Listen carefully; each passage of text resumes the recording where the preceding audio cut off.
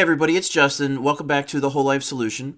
Today's video is going to be about narcissistic abuse, specifically what narcissistic abuse actually is. And I know it's kind of gaining in, the awareness of narcissistic abuse and what it really is spreading, especially with the internet these days and the ability for those of us who have experienced narcissistic abuse to connect with one another and to talk about our experiences. I honestly thought I would talk a little bit about narcissistic abuse, specifically as it relates to my own story and my own experiences with narcissistic abuse. So, although there's different forms of, people with narcissistic personality disorder and how someone might experience narcissistic abuse, whether it's one parent or both parents or another member of the family or a relationship of some kind, maybe a boyfriend or girlfriend or husband or wife. Sometimes people end up with narcissistic kids that I've heard. And usually that happens if there's a narcissistic parent that kind of created the narcissistic child. But I wanted to go ahead and talk about my own personal experiences. So I grew up with a narcissistic mother, for sure. And I have some other narcissists in my family. My parents divorced when I was, around the age of 5 or 6. I experienced a lot of fighting with them and yelling and screaming, and I grew up in an environment of kind of like nonstop chaos, nonstop yelling, screaming, fighting. Even when throwing things, breaking things on the part of my parents and father. And so, you got to understand, and this is the first area where, I really have held a lot of anger and resentment towards my parents in general, because that alone, that type of chaos and insanity and yelling and screaming, it creates an environment where the child feels extremely unsafe, right, in their own home. So that in and of itself is kind of like, a form of abuse of the kids, honestly, even though they were fighting with each other. That, them creating that environment was a form of emotional and mental abuse, to be honest. And so I grew up kind of like feeling that shocked, like terrified feeling, and I just kind of grew up being frozen emotionally.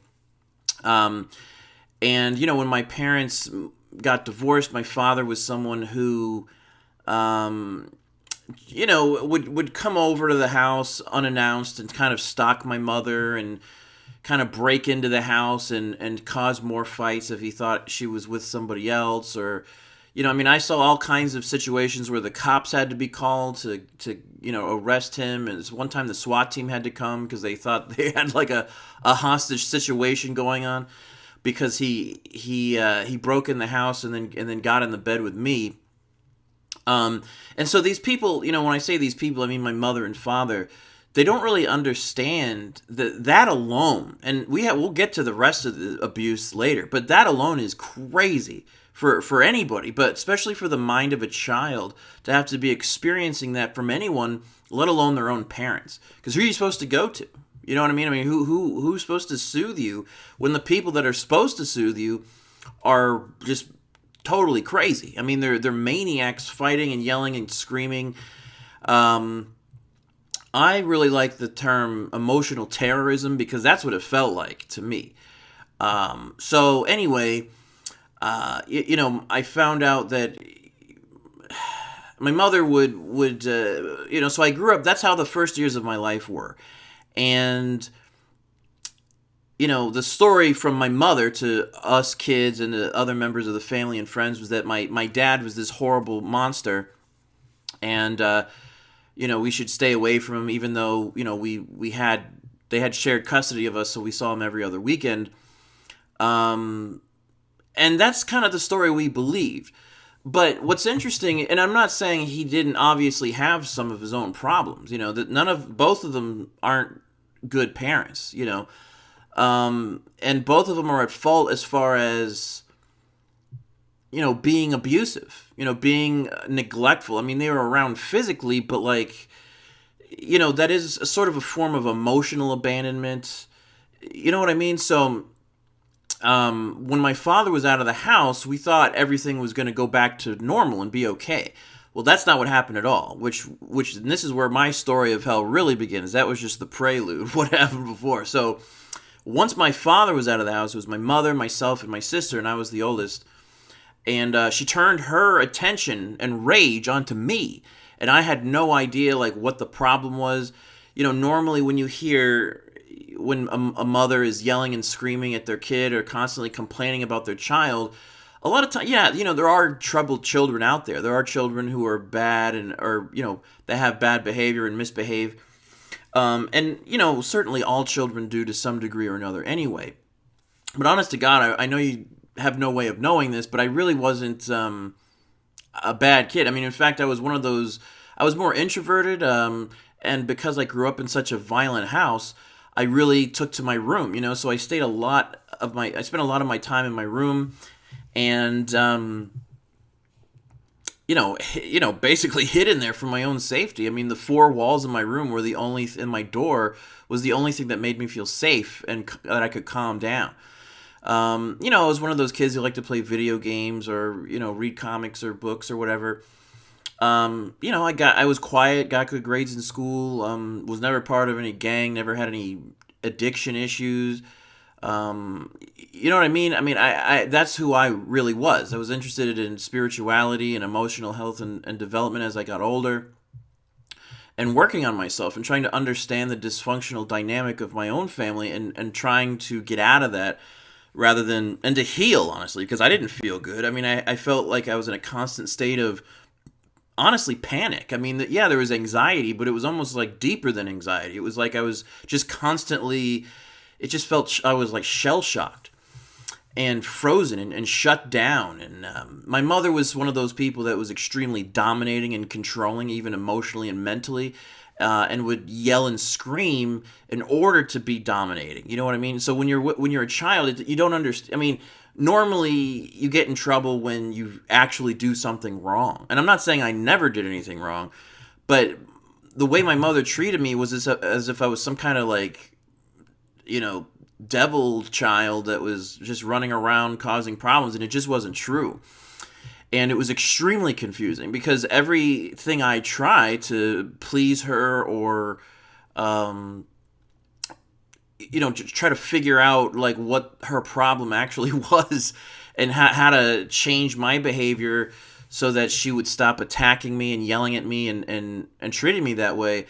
I tried everything in the book, right? And this is where, people pleasing and perfectionism really starts in a child's mind, because you start to get the message subconsciously that you are something's wrong. Either you're fundamentally flawed or broken, and you've got to kind of become hyper vigilant to kind of be whatever you need to be in order for your mother to stop attacking you, and so it really is insanity. So a poor child having to grow up with this it's really like hell. I mean, honestly, because you don't have anyone else to go to for safety and trust emotionally. And I would find out later that she talked to different family members and friends of hers, not only about my father, but then about me. Like, first it was my dad. Now, yeah, again, my dad had issues, but then it was me. And then she kind of like, my experience was she treated my sister and I very differently. And I don't know if it was because I was a male or something, and she had trouble with her dad, who also is a narcissist, by the way, so it's probably true. But I just always felt like I was a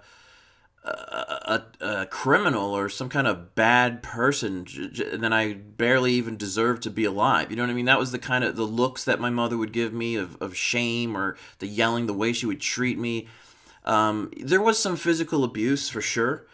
My mother was the type of person that would just haul off and smack you in the face. I mean, to me, it's one thing to discipline your children. Maybe they need a spanking or something. But my mother was one of these people that would just take her anger and rage out on me, smacking me, hitting me, anywhere. Like, she caught me in the throat a number of times, just in the face. And so that's abuse. You know what I'm saying? Like, there's a very fine line between and honestly, I don't think there's ever a time to hit your kids in the face anyway. You know what I mean? Like, maybe a spanking. I mean, but but the physical stuff was nothing compared to the emotional and psychological torment and pain that I went through. The insanity, because I've noticed a lot of survivors of narcissistic abuse say similar things where, like, although all abuse is bad, things like physical abuse, sexual abuse, they're more straightforward, kind of like psychologically, right? Like, you're still hurt, it's still bad, it's still horrible, but at least like what happened. It's like, I'm hurt. Why? Well, because mom hit me or dad hit me. And it's also something that other people can easily understand. Hey, what's wrong? What's going on? Is everything okay at home? No, mom's hitting me or dad's hitting me. And the people understand what that is. Or sexual abuse, they understand that.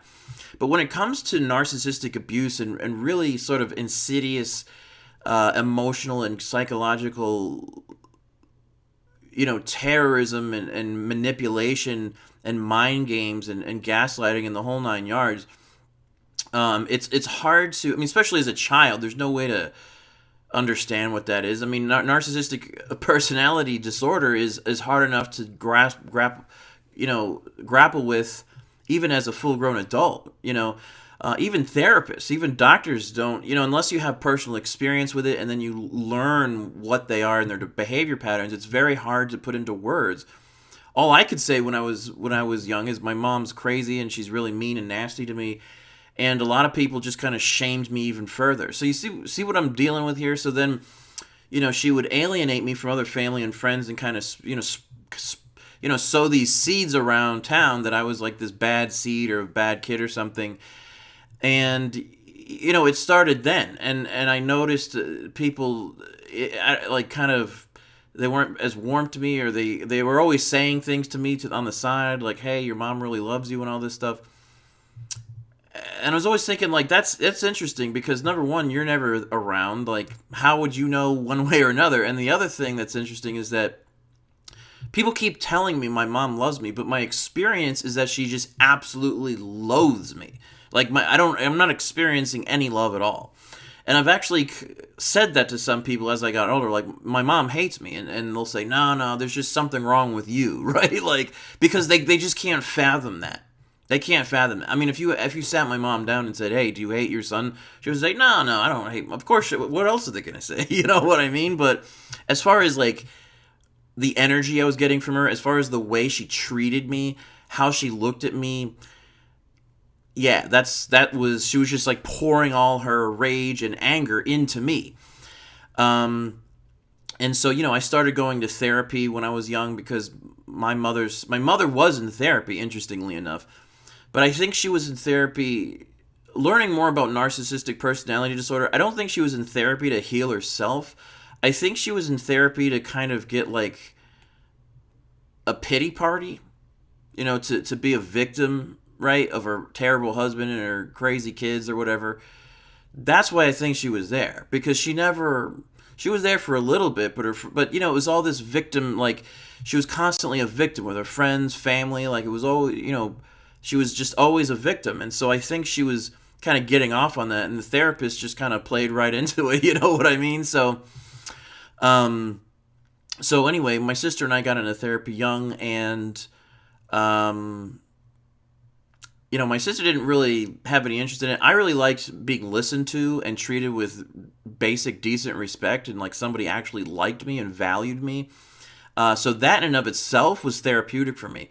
But so I liked being in therapy, but I still couldn't, like, all the therapists I saw over the years, I was willing to go to therapy for whatever the problem was, but nobody ever, not one therapist, doctor, whatever, caught what was going on with me, which later turned out to be CPTSD, which I understand that, maybe it wasn't so widely known in the mental health field at the time. Even now, I don't think it's the most widely known condition. But to me, it was always strange that they couldn't at least see the effects of, like, emotional and psychological abuse, right? Nobody ever said, hey, you're dealing with a lot of trauma and anxiety and pain. I don't know if they just couldn't see it or they didn't, because as a child, it's hard to, verbalize. It's hard to walk into a therapist's office and say, um, I think my mom's a narcissist. You know what I mean? I didn't have the terminology. I just had no awareness. And in my personal opinion, that's what the therapists are for. They should be trained to see those things in a child or a young person and to help them. That's why they're there. You know what I mean? I mean, when you go to the hospital or you go to a medical doctor for something that's going on with your body, you're not there to diagnose yourself. You know what I mean? So I don't know. The mental health field needs a lot of work as far as I'm concerned. Anyway, I was someone who was really interested in solutions and healing, so I was always in therapy. I was going to, when I got into my teens, I started reading spiritual books, healing books. I mean, I was really one of those people that wanted answers. I wanted solutions. I wanted healing. And that's what I'm saying to you guys. It's like, that's who I am at my core. I'm not bad. I'm not bad at all. In fact, I would say I'm on the better end of the scale of kids and people, and I'm an adult now, but this is what I'm into, right? Like, that's what my focus was: growth, light, healing, love. And I was just blown away. I mean, so I was actively on the case, so to speak, of finding out what was going on with me, how to heal, all that stuff. And I swear to you, it took me a consistent effort of seeking. It took me 31 years. I was 31 years old. I'm 34 now. But I was 31 years old before I even heard of complex PTSD and narcissistic abuse. And this is I went to therapists, psychologists, psychiatrists, nurse practitioners. I went to shadow workers, spiritual healers. I went to all kinds of workshops, personal development workshops. Gratitude training is one of them. Inner child workshops. And nobody ever, anywhere said, hey, you've got complex PTSD, or hey, it might be possible. And because what was going on with me, based on Pete Walker's book, CPTSD from Surviving to Thriving, I'm what you'd call a freeze type with CPTSD. I mean, I was shut down emotionally, but it was like in my heart center, it was like a wall of ice and just electric, terror. And like, it was just like ice. That's the only way I can describe it. It's just like a big wall of ice. So being vulnerable, being open, I mean, not only was it hard for me, but I began to realize as I learned more about trauma and narcissistic abuse and stuff, because my mother was a narcissist, I never learned what emotional intimacy even was. I mean, on an experiential level, my mother was somebody who, it just wasn't, no love. I mean, no actual love. I mean, and she was very cold, very angry and nasty and abusive. And so I really don't even think I knew how to be vulnerable. But I would see, for me, I don't know if it's like this for other people with CPTSD, and it's not like this for me anymore because I've done a lot of work on myself, but, being vulnerable or being in a situation where I'd have to be vulnerable and open, even just talking with someone, whether it's a girlfriend or even in class, in school, or somewhere else, I would have extreme panic. And I really believe I was conditioned to have emotional flashbacks when I would need to be assertive, and that was like hell. You don't have any idea. It's like, it's one thing to be shy, right? But this was like, I was so shut down that I couldn't, and I had so much terror inside me that if I tried to open up, I didn't know how, and B, if I tried it, I'd like just shut down emotionally.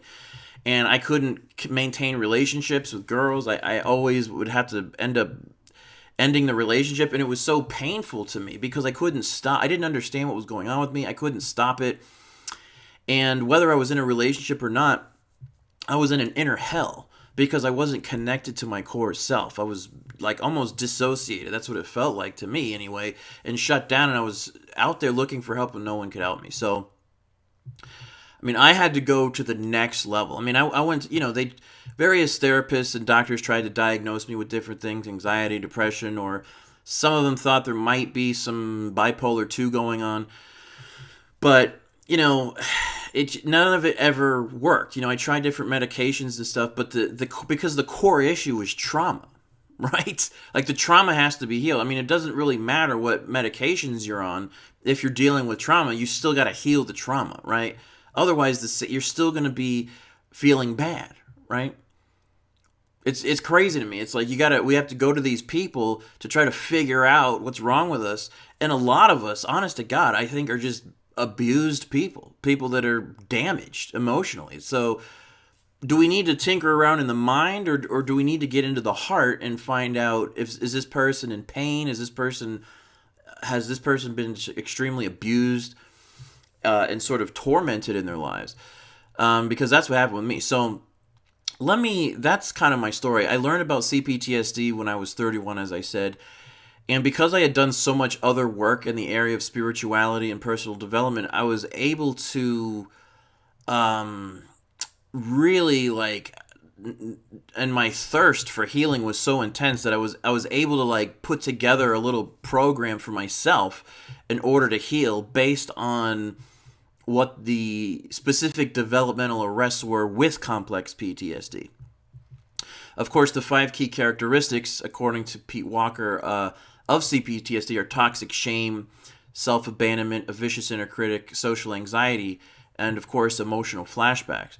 So given that, I decided to tackle each area and create something that would allow me to move through those issues sort of gradually and in a safe and healthy environment. In fact, all of it, I actually devised a way, because they say that, to really heal CPTSD at the core, you have to basically develop a relationship with someone. Could be a friend or a therapist or a loved one or something, where you feel safe enough to open up and be vulnerable enough with them, even during states of sadness or despair. And I was someone who couldn't, if I ever had to cry or something, I would just leave the area or go to another room. I would never be able to do that in front of anybody. So, relational healing is a large component of healing from CPTSD. However, a lot of us have been so damaged and betrayed by people. I mean, not just my mother, but you got to understand, when you're going to therapists and you're going to all these people and nobody believes you and nobody helps you, and a lot of people just give you more shame. I couldn't trust any of those people in order to heal. I couldn't trust people emotionally, but I also couldn't trust them pragmatically to be able to give me what I needed to heal. And had I not gone the extra, God only knows how many people are misdiagnosed by these psychiatrists and therapists, and they're just well, they're the expert and I don't know anything, so I'll just keep taking these drugs, even though I don't really feel better, No, I didn't do that. I said, yeah, you're a doctor, but you're not healing what I have going on. I can feel it inside of me, so I'm going to have to just push past all this and find out on my own, apparently. I guess that's where we're at, right?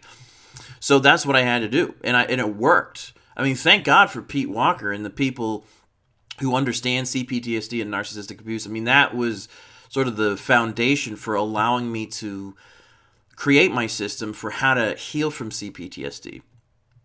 And so what I'm trying to say also is that all of what I've done, and I've gone to 12-step programs and stuff and group therapy, but it was very hard for me because of the CPTSD. But I was able to heal on my own. And I'm talking about relational healing, opening up. And I was able to do that because I created a way to do that. You know what I mean? So, and that's actually what the Whole Life Solution largely is all about. Emotional health and well-being, understanding sort of the dynamics and mechanics, if you will, of the emotional self, and how to heal emotionally for anyone, but especially for people who've been through intense trauma. That's what the Whole Life Solution course is really all about. So I've made a lot of progress. I feel way better than I used to. I was really shut down and isolated, and it was horrible internally. And so now my heart feels far more open. I'm able to connect to my core self and, be assertive and practice effective communication with myself and with others.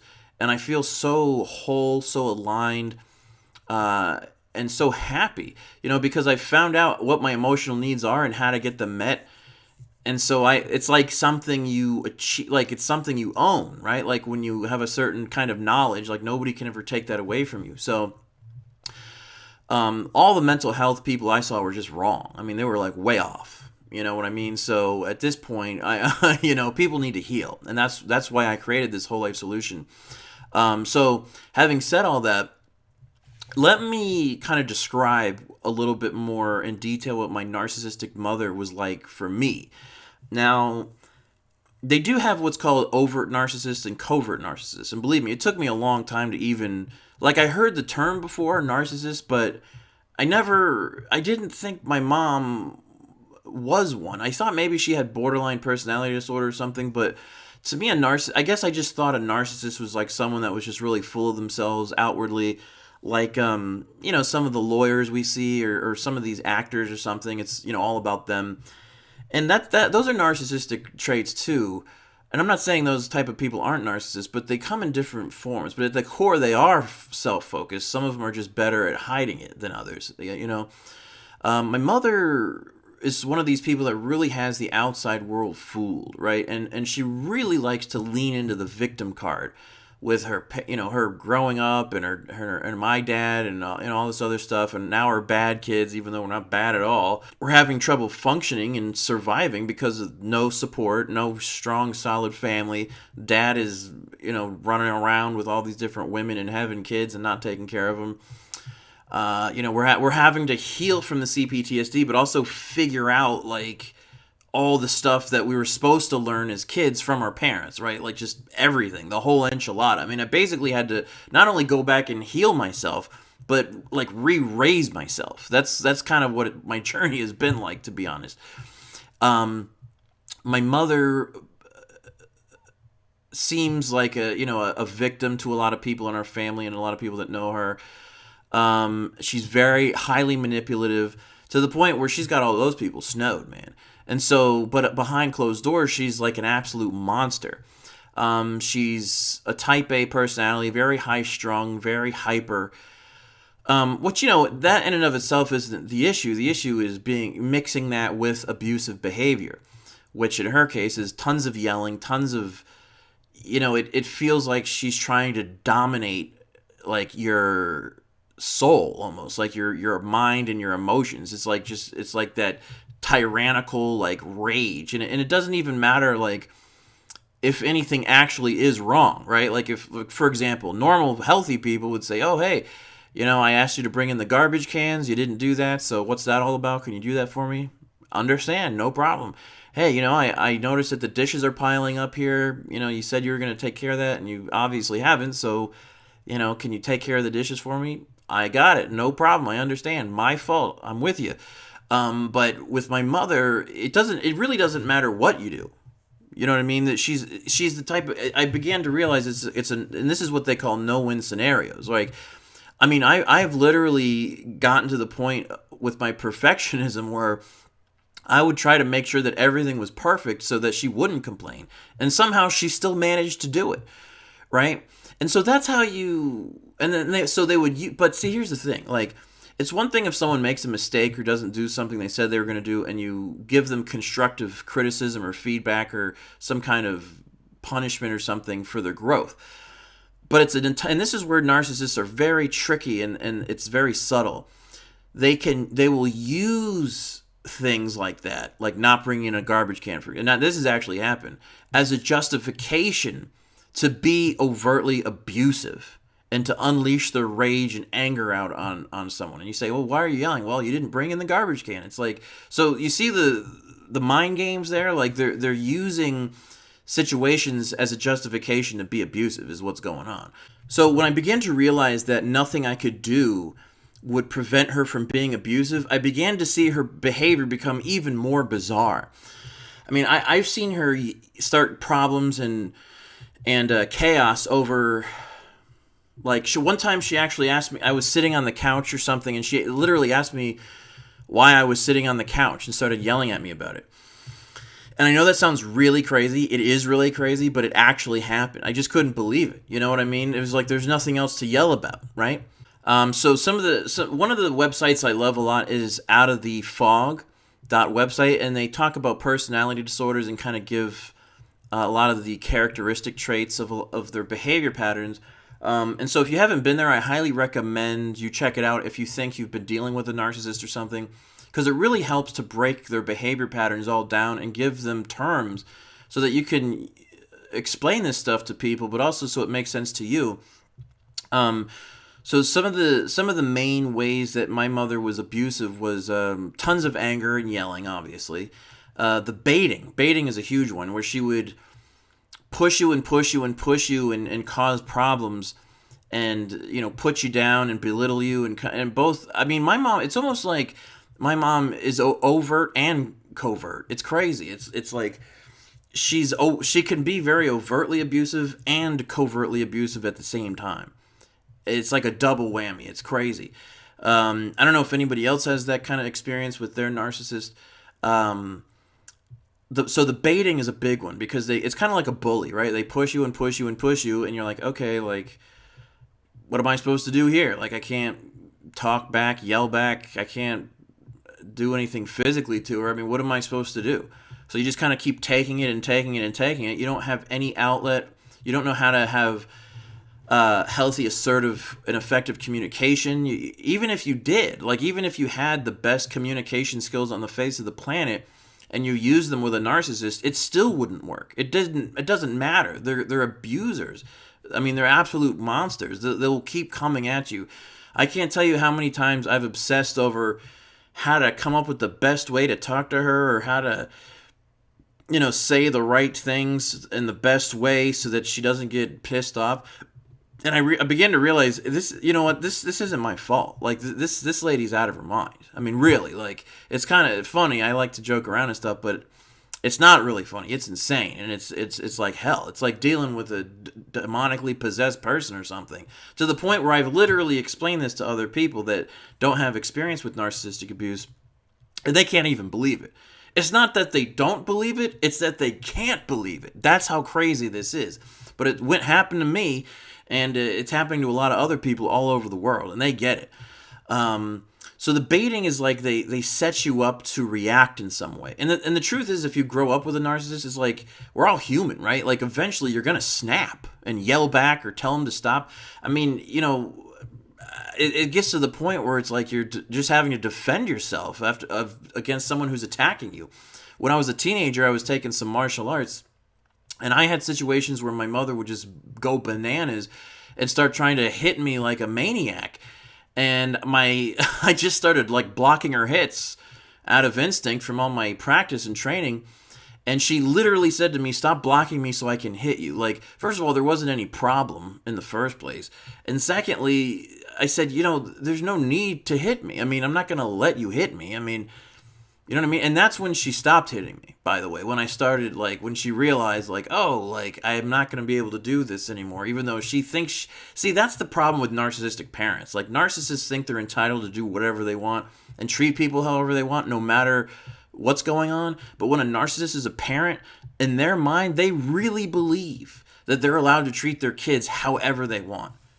Like, they believe they're entitled to just unleash their unresolved emotional issues and rage out on their kids.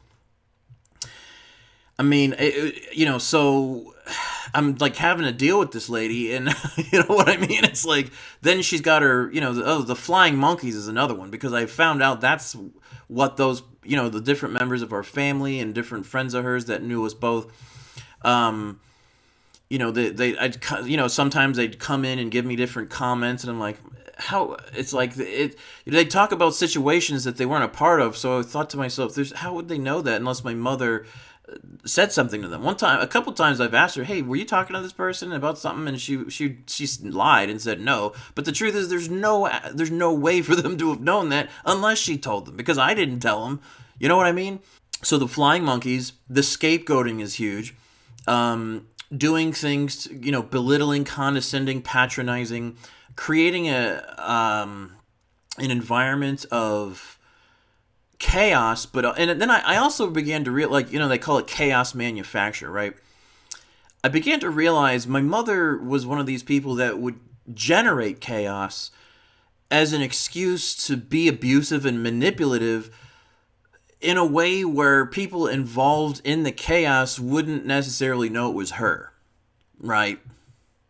And this is, by the way, when people talk about like conspiracy theories, like people behind the scenes pulling strings and manipulating, I mean that's nothing for me. Like yeah, there's narcissists and psychopaths out there pulling strings and manipulating things all over the place. No brainer. I can see them doing it. You know what I mean? I can see the characteristics happening because I grew up with a narcissist. You know, so the scapegoating, the chaos manufacturer in order to manipulate. But there's also, and then there was a lot of interrogating, right? Like she would corner you and be like, start asking you a bunch of different questions. You know, it's one thing if you go out, you know, with your friends as a teenager or something, and you have a curfew, and maybe you don't come home on time, or you're an hour late or something. It's one thing to get a talking to, like, hey, where were you? You know, stuff like that. That's fine. But this was like she. First of all, I didn't even have that many friends. I wasn't out at parties. I mean, I went to a couple parties in my life. I mean, you know what I mean. So, you know, she would interrogate me about what I'm doing or what I'm thinking or just little weird, bizarre things where I would be like, why is she even asking me about this? Like, why is this a focus? And I began to realize that it's all kind of designed to confuse you, to get me thinking those things, which is a form of emotional and psychological abuse, right? To constantly, like when she asked me, why am I sitting on the couch, right? Like, what the hell are you talking about? Like, that's my, so then it's like, is there something wrong with sitting on the couch? So then she like, they condition you to keep sort of like abusing yourself internally, even when they're not around, right? So I began to realize she was subtle and manipulative, but everything she did was a manipulative way to get attention on her, especially with holidays or, you know, if something was going on with somebody else, like they had a problem, she'd find a way to like twist everything to be about her. I've seen her do it on Christmas where she'd try to, you know, not only make it about her, but just kind of really bring down the vibe and for everyone to focus on her negativity and toxicity. And a couple of times I said, you know, today's not about you at all. It's about Jesus. You know, I don't, you're not very religious, but this isn't, you know what I mean? This is not your day, okay? Of course, she went bananas with that. And see, I was always, she hated me because I just wasn't going along with her abuse, right? Like I was busting out of it, like in real time. I mean, I just wasn't, you know, there's a difference between a rebellious child or teen or something and someone who's a bad seed or whatever or causing problems and someone who's just resisting tyranny. I mean, that's what I've been doing. You know what I mean? So in their warped eyes, that is wrong. Like you're supposed to just go along with what they say. I mean, I just can't believe, like, you know, and she, it's funny, she would have boyfriends over the years and she would like get them all wrapped up in her bullshit and start becoming like one of her flying monkeys and would start like stuff with me and start telling me things or, you know, because she would tell them all this stuff about me. And I'd be like, she's going to eat you alive, man. I mean, I'm just, you know, you don't matter to me. I mean, you're just another guy in the long line of, you know, it's like, and I've had to, well, I didn't have to, but there's been periods where she was really tearing into one of her boyfriends, and I felt the need to step in and try to, like, protect them or defend them against her insanity. And because she just tore them to shreds. I mean, she had a new scapegoat, right? So I liked them around because it kind of took some of the pressure off me. But once they were gone, of course, the pressure came, you know, the focus. It's like the eye of Sauron from the Lord of the Rings, where it's like, when it sees you, it's got that beam, and it's like, you know, you're like, ah, that's what it's like dealing with a narcissist. When they see you, they just start in, you know. So baiting, scapegoating, belittling, condescending, patronizing, angering, triangulation, gaslighting was a big one. I've seen my mom gaslight stuff that you wouldn't even think you need to gaslight about, you know, like whether or not a particular thing was in the refrigerator, and I could have sworn I saw something somewhere, and I said, hey, was there something in here? And she'd say no, but then later on I found, you know, just, you know, and it's, you don't always have like 100% evidence that they're gaslighting, but you're like, you know, you catch them in enough situations where it's like, you lied. Like, I can see that you're lying.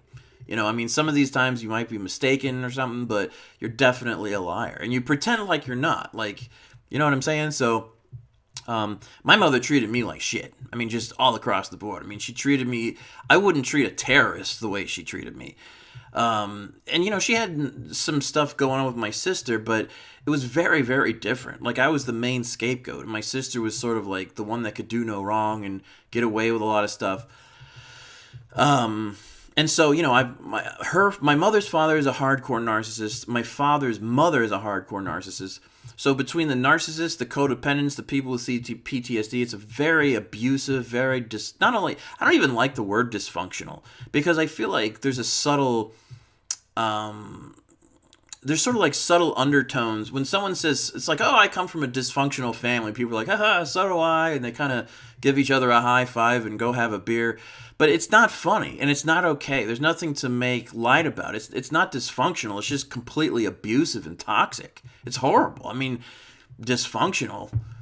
I mean, you know, it's to me, it's like calling a major terrorist cell dysfunctional, you know, or the Nazis dysfunctional. It's like, no, this is pretty damn close to pure evil here. Like, these people are hurting people. They're crazy. It's not okay. There's no justification for it. It's just bad. It's bad all the way around, and it needs to be talked about, which is what I'm doing here. So that's kind of my that's how my mother was, and she's just hateful. Like, doesn't matter how you know. And then I started getting into spirituality and yoga and meditation. She put all that down. You know, it's just really unbelievable. So to grow up feeling so alone and so isolated and so cut off, and then people are putting you down even more because you're not functioning properly or something, and everyone, I can't, like, I honestly felt like I had to fight off, like, the entire system my whole life, because if they weren't narcissists, they were people that didn't understand CPTSD and the trouble I was having functioning as a result of it, and they just chalked me up to being some bad, broken dude. And if I had given up on myself, I never would have discovered CPTSD or how to heal from it. I mean, I had to be actively engaged. I mean, and so I can't believe what people have to go through. I was excited to find all kinds of communities on social media and the internet of other people with CPTSD and who know what narcissistic abuse was. Because for my whole life, nobody would believe me when I would tell them about my mom. But with people that deal with narcissists, I mean, they get it right away. Like, I just start talking about, in fact, that's how I found out about narcissistic abuse, is I was describing the behaviors to somebody, and they're like, she sounds like a narcissist. And I was like, holy crap. Like, this is some heavy stuff, man. It's heavy. It's really, really, really, really heavy. It's extreme, honestly. I mean, I think people have committed suicide for far less reasons and pain than what people that have had to deal with narcissistic abuse have to go through. So that's a bit about my story, and I thought I'd go ahead and share that with you and kind of add to the growing awareness of narcissistic abuse and complex PTSD, as well as how to heal from it and take our lives back. We'll be talking about other things related to personal development in future videos and things like that, but CPTSD and emotional health and well-being trauma is a big one for me. And so that's why I decided to talk about it today. So anyway, that's pretty much it. All I have for you. I'll see you guys in the next video. Take care.